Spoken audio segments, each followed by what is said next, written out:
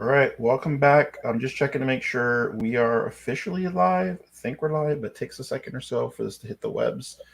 Super excited to have another special guest, one of our apprentices, and have Yashmi hosting another session, helping you get your questions answered. So I'm going to toss it over to Yashmi. It looks like we're live, but I think we're good. So Yeah, take it away. I think we're good to go. Awesome. Thank you, Mike. So man, if you're joining us for the first time, my name is Yahshemi Walters. I'm an instructor and technical author here at Creating Coding Careers. And like Mike mentioned, we have a very special guest with us today, Kenneth David. Kenneth has been an apprentice with us. He recently interviewed with Amazon. So he wanted to come in today and share some tips and tricks and tell us what that experience was like. As always, guys, if you have questions, please add it to the comments, add it to the chat, and we'll get to it. So, Kenneth, I'll pass it over to you. Yeah, thank you, Yashimi. So, hello everyone, my name is Kenneth. I'm just gonna do a little brief introduction about myself before we get started. So, I started breaking into tech in college when I studied math and computer science, and at that time, I was also working a serving job. And also around that time, when I graduated, it was during the pandemic, and so a lot of things were up in the air.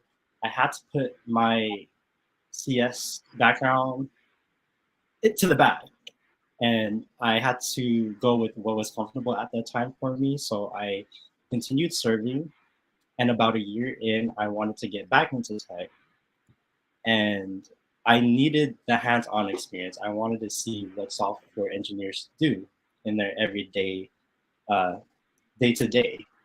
So through that, I was able to find CCC, Creating Coding Careers, through one of my customers that I serve. Her name's Aisha Brown. I want to give her a quick shout out. She's an amazing person.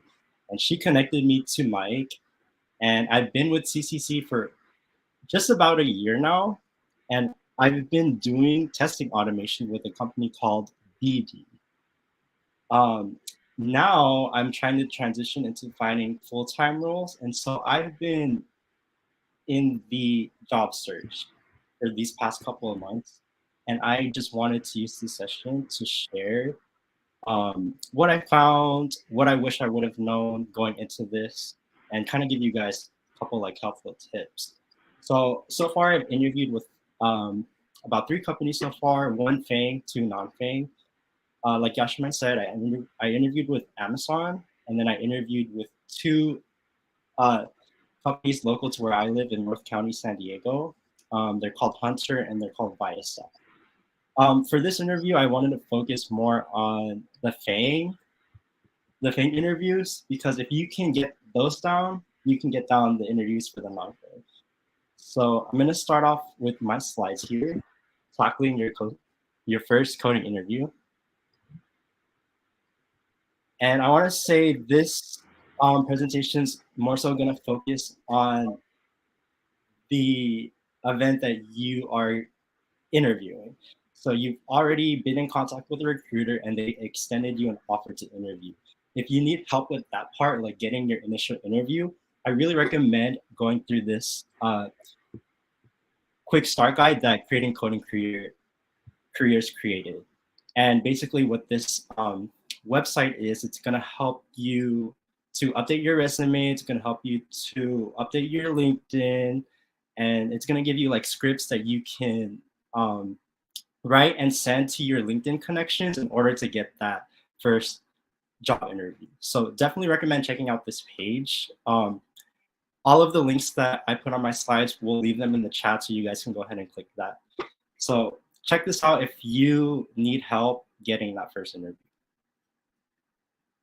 All right, so the process. How does it look? Well, first things first, they're going to give you an online assessment. And I put this in stars because sometimes you'll get to entirely skip this. Usually this is meant for people who don't have a tech background. In this online assessment, they will ask you coding questions, and you'll have to code on your own and submit it. Write about your code, write about the time complexity, and basically what they want to see here is that you know how to code. They're not really looking for like necessarily correct solutions. If you can come up with a solution and your code is clean and neat and nice, then you'll be able to pass this online assessment. It's usually around, I want to say 30 minutes to an hour. For Amazon, it was about like an hour and a half, and it was 2 questions. They were pretty difficult, but that's because that's Amazon. For other companies, I imagine it'd be a lot easier. The next part that can happen is a phone interview. So they'll call you and they're gonna ask you about who you are, what you do, and why you want to join the company. And for this phone interview, they're gonna want to see, they're gonna put a voice to the name. They're gonna want to know who you are, what you do, and why you're joining the company. And the skills that you write on your resume, make sure that you really know how to do those, because they'll ask you about your skills as well. For example, the interviewer may say, "Oh, I see that you write that you're proficient in object-oriented programming. Can you tell me a little bit about that and what it means?" So for the skills that you write down in your resume, make sure that you know what they are, because they will ask you those in this phone interview. Also, they may ask you a quick coding question. For Viasat, when they scheduled the phone interview, I wasn't quite ready. I was just thinking it's going to be asking like questions about who I was, like the who, what, why. But at the end of all that, they gave me a quick coding question to do, and I wasn't prepared that day. And so if I would have known, I probably would have aced that. So just to let you guys know, during the phone interviews, they may pull up an IDE and ask you to code right then and there. Usually like the questions will be simple. And this phone interview can take around 15 to 45 minutes. So every company is different in terms of their interview process and what they do. Sometimes you won't have this online assessment. Sometimes you can skip the phone interview altogether because you had like a nice conversation with the recruiter. It all depends. And the next thing that's going to happen are the on-site interviews. This is the one that everyone's excited about, huh? These are going to be around 2 to 4 hours. And when I say that it's going to take up a lot of your energy, it's going to take up a lot of your energy. They are long, they're multiple rounds. One round, you're going to be speaking with the hiring manager. And what that is basically, it's going to be your manager if you get hired into that position. So this on-site interview is going to be a mix of behavioral and coding questions. And this is where they're going to put you to the test. This is where you're going to meet other engineers of the team, and they're going to see how you code and how you fit into their company culture. So make sure before you get to this part of the interview process, you're mentally prepared to take it on, because it is super long. For Amazon specifically, when I interviewed with them, it was 4 rounds. Each round was an hour long with a different interviewer. And it was a mix of both behavioral and coding questions for each round. Sometimes companies will do 1 round that's all behavioral and 3 coding questions, so on and so forth. For Amazon, they ask behavioral and coding questions for all rounds. So be prepared for that. All right, let's talk about the behavioral part. I know a lot of people like to brush this off, but it's very, very important. I want to say study for it, because as much as they want to see that you can code and that you're a good coder, they want to see that you're able to fit into the company culture. So the way that they do that is they're going to ask you questions around the format. Tell me about a time when. So tell me about a time when you had a conflict with a team member. Tell me about a time when you had to complete a project under a tight deadline. So they'll ask you a lot of those questions, and they want to gauge how you work around different people and how you work in tight resources, in a tight like environment. So what I recommend for this behavioral part, take defining moments of your career and turn them into stories. So basically what that means is look for moments like, for example, Oh, I helped develop an application called the transfer utility. And what that does is it transfers database information over to the application. And from this, I had to um, create meetings with database experts in the team, which was difficult because um, a lot of members of the team were offshore members and meeting times had to be rescheduled, so on and so forth. I had to do my own outside research. So just that one topic of developing an application gives you so many side stories to talk about. And for these, try to have at least 5 to 10 stories ready. I know it sounds like a lot, but at minimum, try to have at least 3 stories ready, because with these stories, like I said, you can encompass all of these tell me about a time when questions. And you're gonna try to answer them in a star format. If you have your stories ready, they're already gonna be in star format. So basically what star is it's situation, task, action, result. It's a way for you to answer these behavioral questions. So you're gonna talk about the situation, the task at hand, you're gonna talk about the action you took to complete the task and the results that came forth from taking that action. Also, last thing is do your research on the company. What this means is go on their website, see who they are and their values and what they believe in, and kind of read that and sprinkle that within your stories in order to show them that you will be a good cultural fit and you'll be able to work with the people at that company. And also for yourself as well, you want to see if this is a company that really aligns with your beliefs and your values. All right, so this next part is the technical part, the coding part. So this is where they're gonna ask you coding questions. And for this one, a lot of the questions are gonna be centered around algorithms, data structures, and object-oriented programming. So you wanna get comfortable with writing code and not being able to run it. And the best way to do that is just to write code pen and paper, old style way. And for this part, make sure you choose a programming language that you really excel in and that you're comfortable writing in.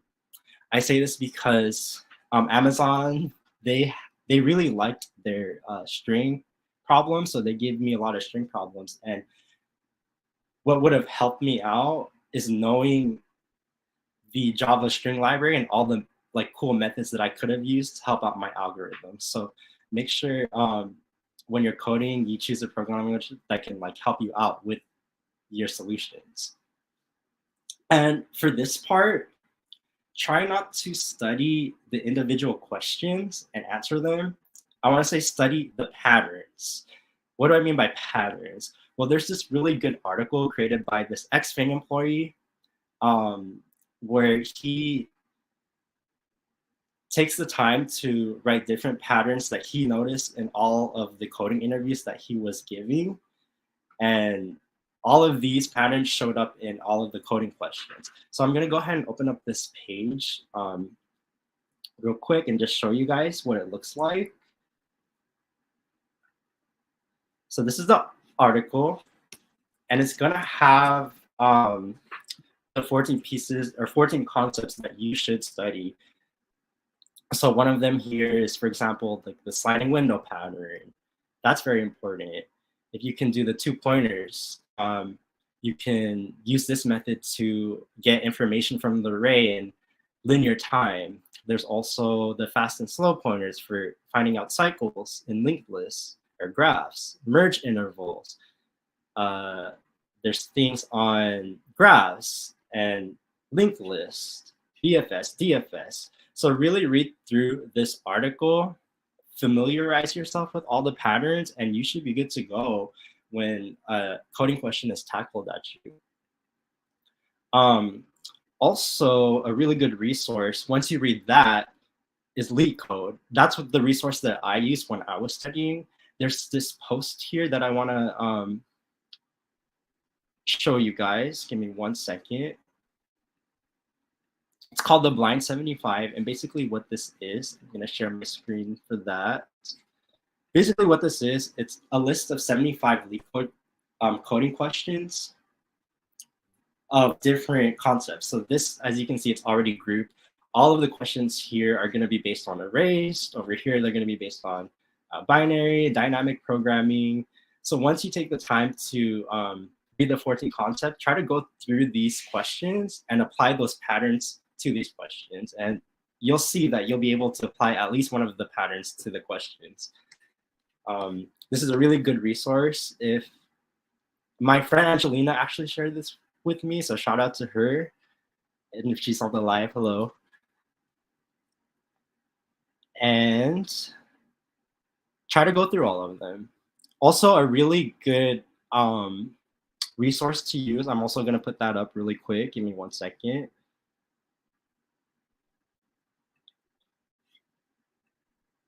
Is educative.io. And this website was created by the same person who created the article. And basically what it is it's going to give you a brief introduction on the pattern, like the sliding window. And it's going to give you a lot of problems that you can work on. So the first thing is a brief introduction and just what the sliding window is. And the next ones are little problems that you can work on yourself, and it'll give you the solution at the end. So this was a really good resource. You do have to pay for it, but it was super useful for me.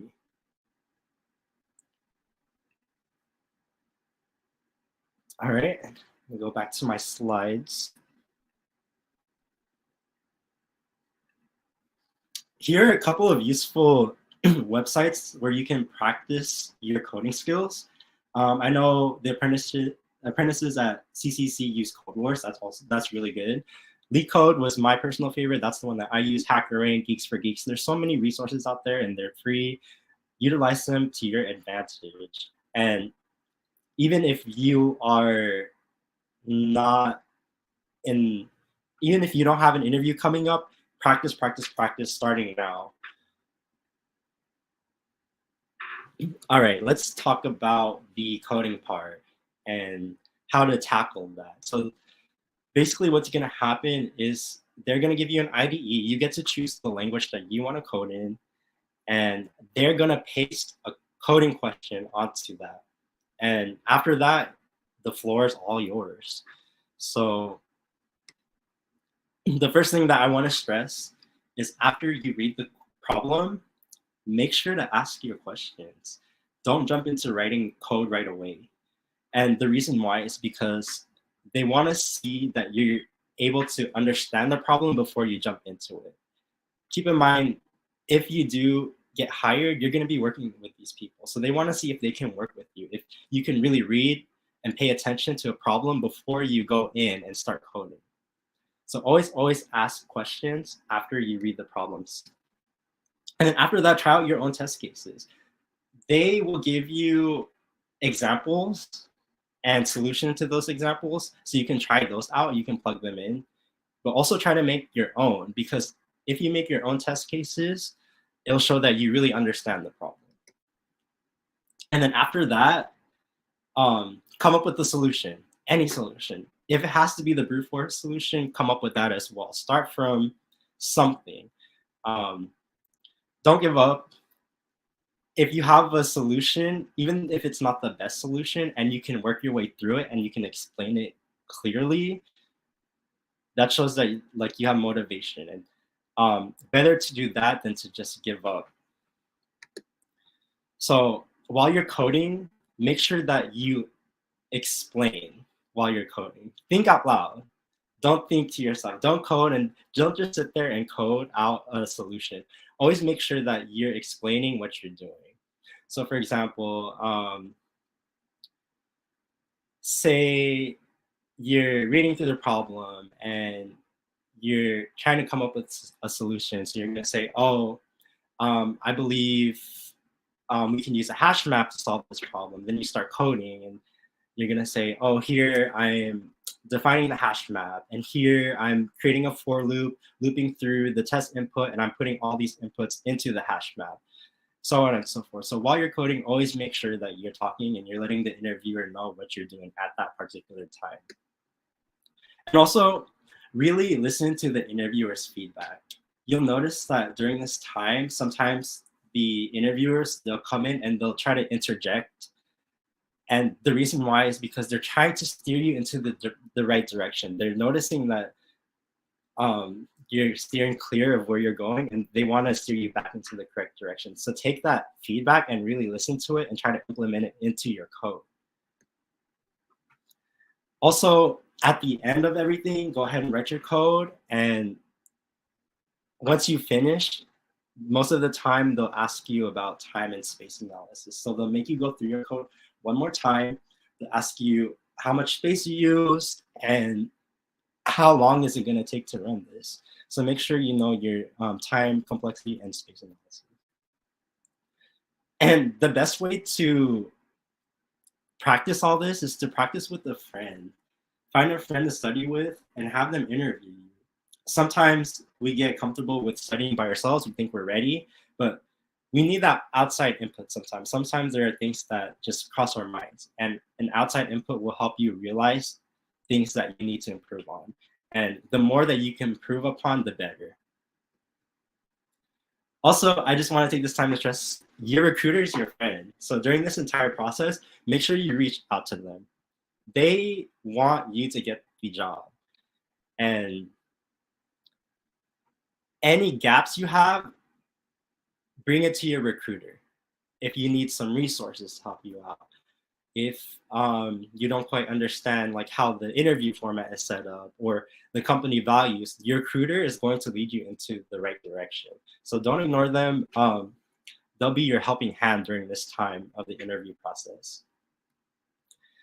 And that's basically it. Good luck to all of you. Sometimes it's just a matter of luck. And hopefully the stars align for you guys on that day. And for the rest of the session, I'm just gonna open it up to any questions that anybody has. Awesome, thanks, Kenneth. So any questions?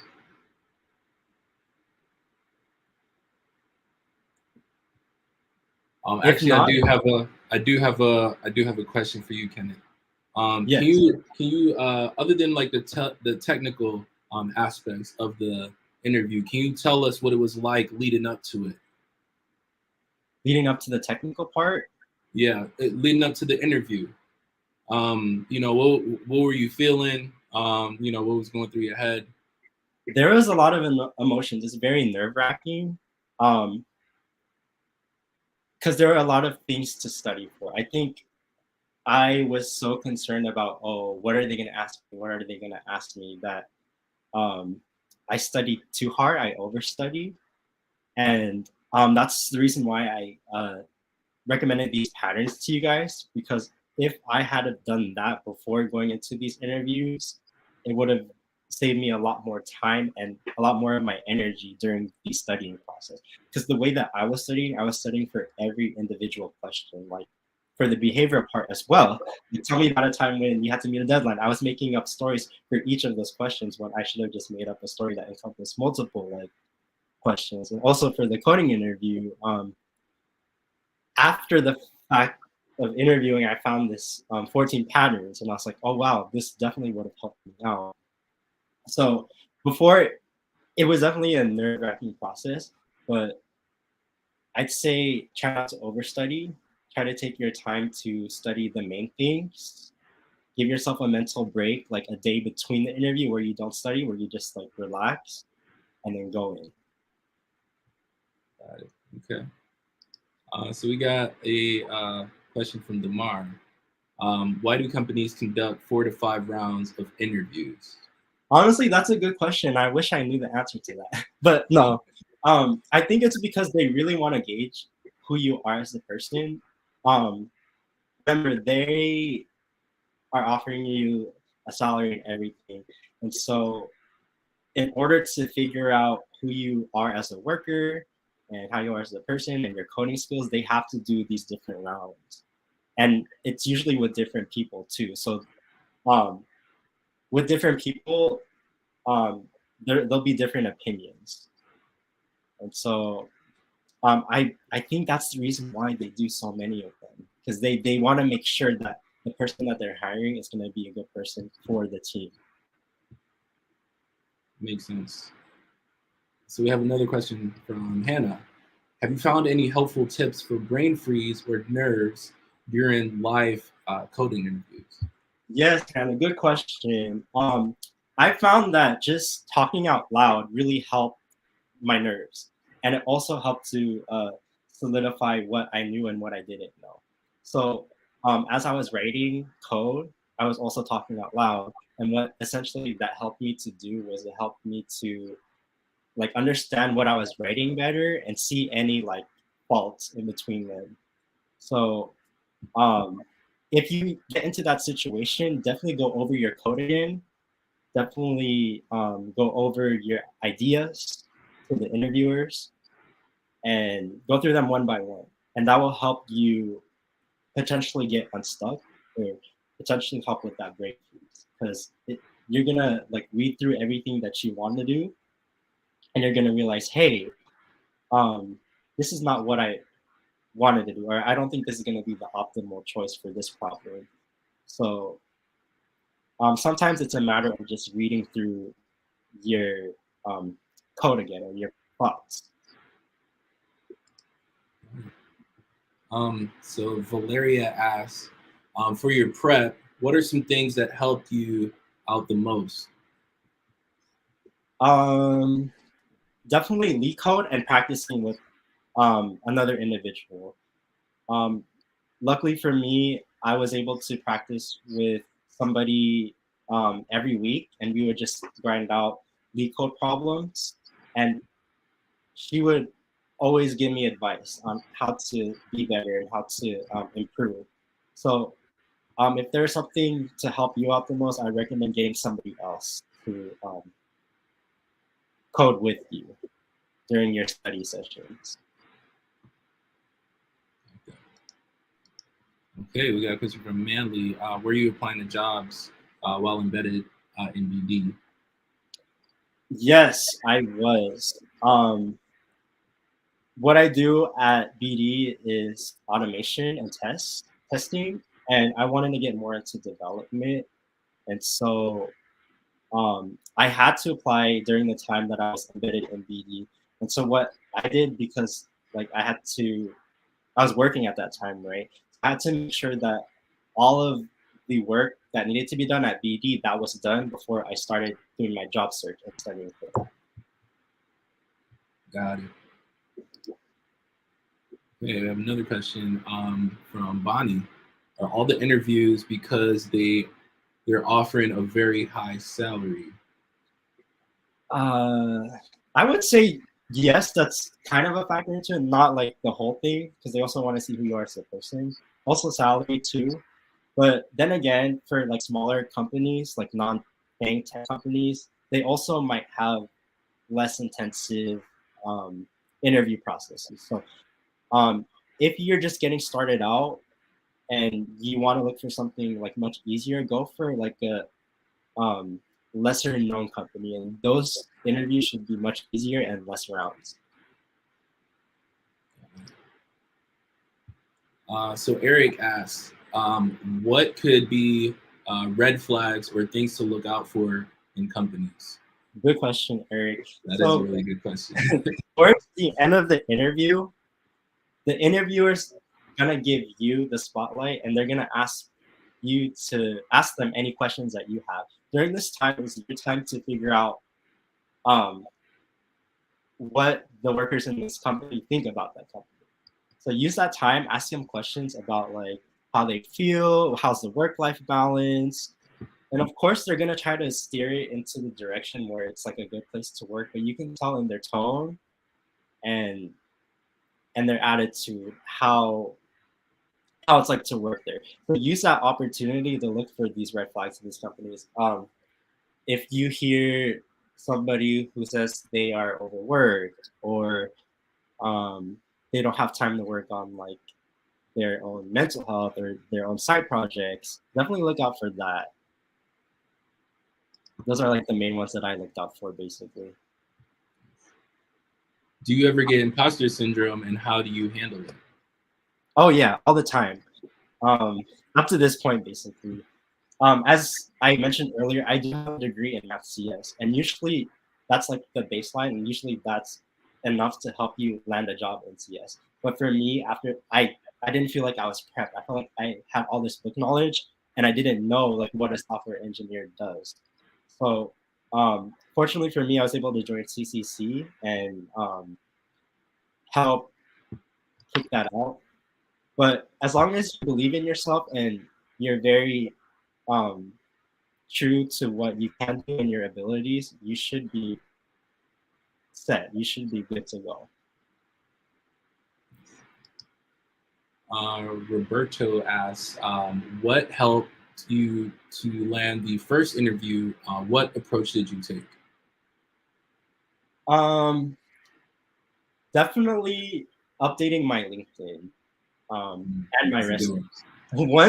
Once I did that, I started getting messages from a lot of recruiters, and they just kept pouring in. So make sure that your LinkedIn is up to date.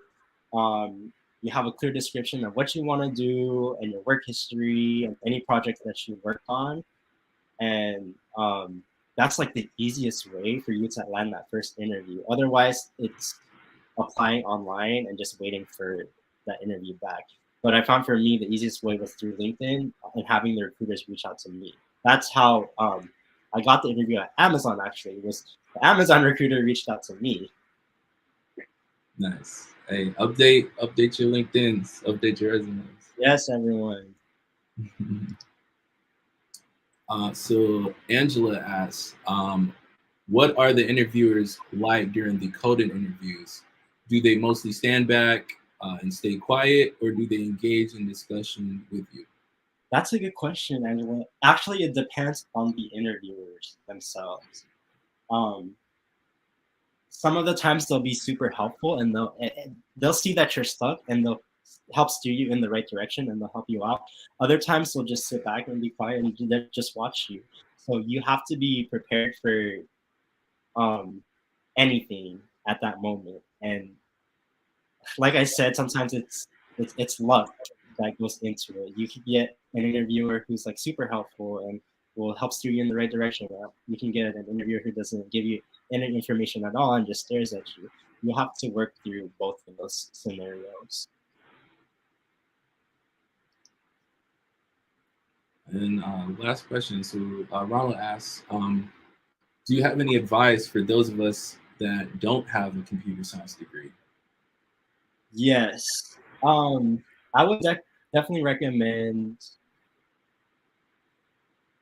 just finding something that you really want to do, like development or testing, and really pouring your heart and soul into that and really learning the ins and outs of it.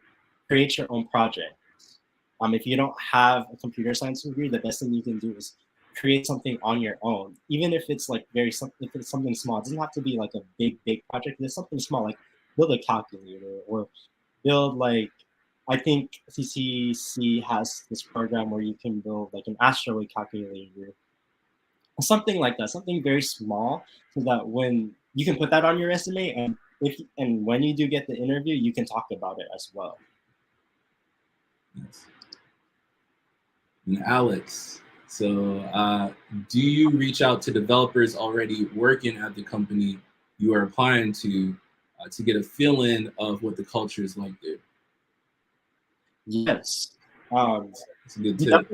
I do, and you definitely want to do that because, like I said, as much as they are interviewing you, you are interviewing them, and you're trying to see if you want to work for this company. So the best way to kind of gauge like how they are is to ask the developers that are already working there, like, what is your time like? How are projects scheduled? How's the workflow? Definitely reach out to them and ask them these questions, and you will get a feeling for what it's like over there. Yeah, no, it's a really good tip. Glassdoor is another good place for that as well, to see culture. A lot of employees will leave reviews of the company on Glassdoor, so that's a good tip. I also Cool. say, as you guys are studying, like one thing that I mentioned was finding a friend or somebody to study with you. If you guys need somebody, I love doing these coding interviews, so definitely reach out to me. I have my email and my LinkedIn in one of my slides, so I can pull that up really quick towards the end. So if you need somebody or to talk to, or you need help with like studying, definitely reach out to me. I'm very helpful, and I don't bite. Nice. So I love doing this. Awesome. All right. Well, thank you, Ken. Kenneth, I appreciate you coming in and dropping gems and sharing all this knowledge. So thank you again. Everyone else says thank you too. Yes, thank you everyone for joining the live. Thank you CCC, Yahshemi, Alex, Mike for having me on today. And thank you. Awesome. I really enjoyed being here. Awesome. It's great having you. Alrighty, guys. Oh, we did have one last question from Bonnie. Bonnie asked, what are good websites for research and company review as far as culture? Glassdoor is really good for that. Yes. So definitely check out Glassdoor. Glassdoor. Yeah. Alrighty, guys. FYI, also a good one. So check that out as well. Nice. Alrighty, guys. Have a good one. Kenneth. Have a good day, everyone.